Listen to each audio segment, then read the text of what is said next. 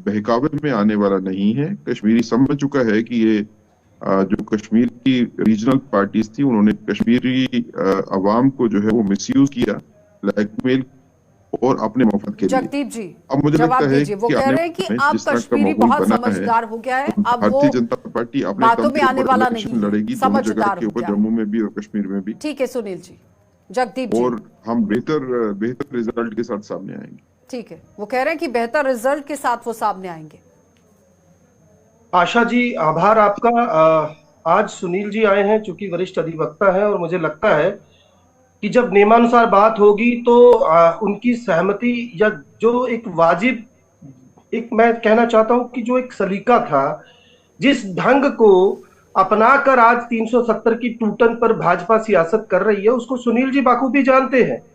देखिए, 1956 में, मैं एक बात वहां से शुरू करना चाहता हूं कि मेरा स्पष्ट ये कहना है कि भाजपा 370 की टूटन को भुनाने की जी तोड़ कोशिश कर रही है, लेकिन यह मानने को कतई तैयार नहीं कि ये नेहरू जी थे जिन्होंने 7वां संशोधन जो था वो लाकर 238 आर्टिकल को और भाग 7 जो संविधान का जो डिलीट कर दिया, वो एक पहला कारण बना। और फिर जिस तरीके से इसको तोड़ा गया, 373 की अगर मैं बात करूं, तो जिस प्रावधान को पूर्ववर्ती सरकारों ने उस वक्त, जब जम्मू कश्मीर का विलय भारत में हुआ और संविधान सभा बनी 1957 से पहले तक, वो जिस तरीके के आधार से 370 को संविधान में जगह दी, उसी की बदौलत ही उसको तोड़ पाए। यानी कि हकीकत में 370 सिर्फ किताबी बात रह गई थी, लेकिन भाजपा ये मानने को तैयार नहीं। अब दूसरी बात, इसकी टूटन के बाद क्या हुआ, हम जम्मू खित्ते की बात कर लेते हैं। फिर चाहे शराब माफिया हो, खनन माफिया हो, भू माफिया हो, आलम यह है कि आज भ्रष्टाचार सर चढ़कर बोल रहा है, और इस एलजी एडमिनिस्ट्रेशन पर भ्रष्टाचार के इतने गंभीर और संगीन आरोप लगे हैं, मुझे नहीं लगता जिस पर कभी अभी तक कोई किसी किस्म की कोई स्पष्टीकरण जो है वो सरकार की तरफ से आया। ठीक है, तो हासिल कुछ नहीं हुआ, मैं ये कहना चाहता हूं। चलिए सुनील जी, वो कह रहे हैं कि हासिल तो कुछ नहीं हुआ है। देखिए, मैं तो स्वागत करता हूं कांग्रेस के प्रवक्ता की इसका कि नेहरू जी ने वो प्रोविजन क्रिएट किया था जिससे आर्टिकल 370 को ध्वस्त किया गया। आप क्रेडिट लेना चाहते हैं 370 के खत्म करने का, नेहरू जी को देना चाहते हैं, आपका स्वागत है। ये तो आप नेशनल कॉन्फ्रेंस को समझाइए जिसके साथ आप बैठे हुए हैं, जो 370 को डिफेंड करती है। आप कहते हैं नेहरू जी ने 370 को खत्म करने के लिए प्रावधान बना दिया। दूसरी बात ये है, आप कहते हैं कि एडमिनिस्ट्रेशन के ऊपर जो है करप्शन की एलिगेशन है, भ्रष्टाचार के आरोप हैं। कहाँ है? अगर ऐसे आरोप हैं किसी के ऊपर तो एफआईआर फाइल कीजिए ना, कंप्लेंट फाइल कीजिए, क्यों नहीं करते हैं? अगर एडमिनिस्ट्रेशन में करप्शन है तो वो करप्शन सामने आनी चाहिए। जब कांग्रेस की गवर्नमेंट थी सेंटर में, तो आपके सारे मंत्री जो हैं उनके ऊपर करप्शन के केसेस थे, ज्यादा मंत्रियों के ऊपर करप्शन के केसेस थे गवर्नमेंट में बैठे हुए। लेकिन आज के दिन में आप अपोजिशन में हो, लेकिन बावजूद अपोजिशन के में होने के आप पॉलिटिकल स्टेटमेंट्स देते हो करप्शन है। लेकिन अगर करप्शन है तो उसको लाइए, लोगों के सामने लाइए, उसको कोर्ट के सामने लाइए, कंप्लेंट फाइल कीजिए, क्यों नहीं करते हैं? जगदीप जी इस पर जवाब देना तो मुझे चाहेंगे? कहने का कह रहे हैं कि अगर करप्शन है तो सामने रखिए, जो हालात क्योंकि बने हैं सुप्रीम आज के कोर्ट के दिन अंदर में, भी कई वो तरह के बेहतर सवाल जम्मू रखे गए थे, तरफ जिस पर याचिकाएं भी लगाई गई, और फिर जब क्रॉस क्वेश्चनिंग हुई तो उस पर भी चर्चा गहनता से हुई।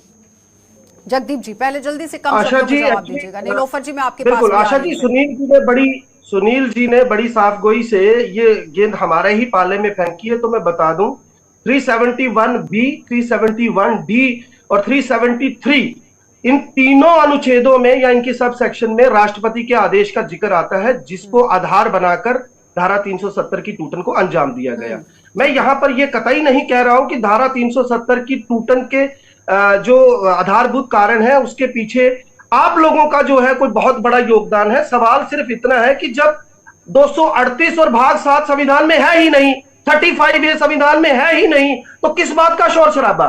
और रही बात भ्रष्टाचार की, तो जनाबे हाजरीन, आप वरिष्ठ अधिवक्ता हैं, जरा बताएंगे मुझे, जब आप ही की सरकार का एक आईएएस ऑफिसर ये कहे कि एलजी जो है वो अपनी निजी कारणों में, अपने बेटे की सगाई में लोगों के पैसे को इस्तेमाल कर रहे हैं, और दूसरे ऑफिसर अशोक परमार ने 1200 करोड़ के गड़बड़ झाले का आरोप जल शक्ति विभाग का लगाया, तो उस पर जवाब कौन देगा?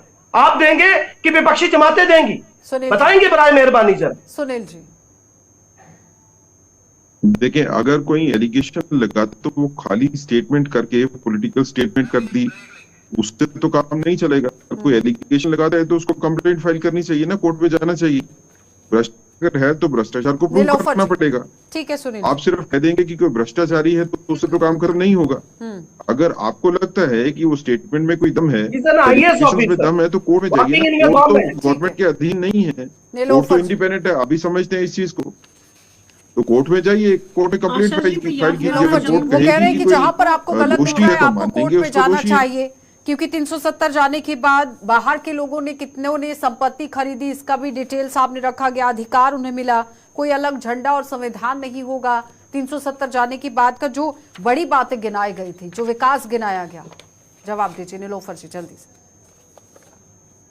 आशा जी, मैं याद दिलाना चाहूंगी देखिए, सुनील जी को, हमारे यहाँ आ रही हूँ एब्रोगेशन के सुनील। बाद काफी I'm एग्जाम्स हो sorry. गए, जिनमें एफए के एग्जाम, एसआई के एग्जाम, जेई के एग्जाम, कितने ही एग्जाम्स हो गए। फिर लिस्ट भी बाहर आई और भ्रष्टाचार के कारण उन लिस्टों को फिर कैंसिल किया गया, कहा गया कि रिवोक किया गया, ये कहकर के करप्शन है। वो करप्शन किस हुकूमत में हुए, क्या ये जवाब देंगे?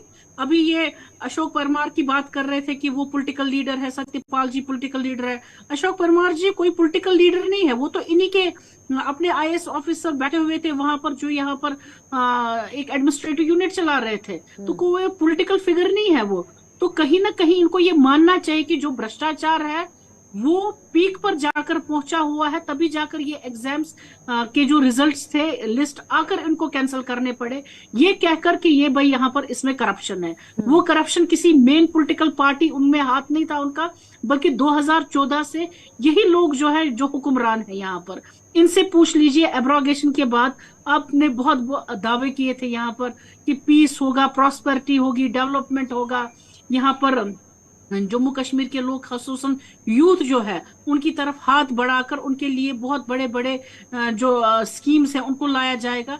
एक ऐसी फ्रेंडली स्कीम जो फार्मर फ्रेंडली हो, जो लेबर फ्रेंडली हो, जो यूथ फ्रेंडली हो, या जो यहाँ विमेन को लेकर कहीं फ्रेंडली हो, जो लगे हमें कि कोई वसाइल यहाँ अदा किए जम्मू कश्मीर के लोगों को। मतलब सवाल उठ रहे हैं कि जो 370 जाने के बाद बड़ा दावा पेश किया गया था कि विकास हुआ है, वो कहां पर हुआ है? ठीक है नीलोफर जी, मैं वापस आऊंगी आपके पास, रुकेंगे एक छोटे से ब्रेक के लिए, जल्द वापस लौटेंगे, आप बने रहिए हमारे साथ।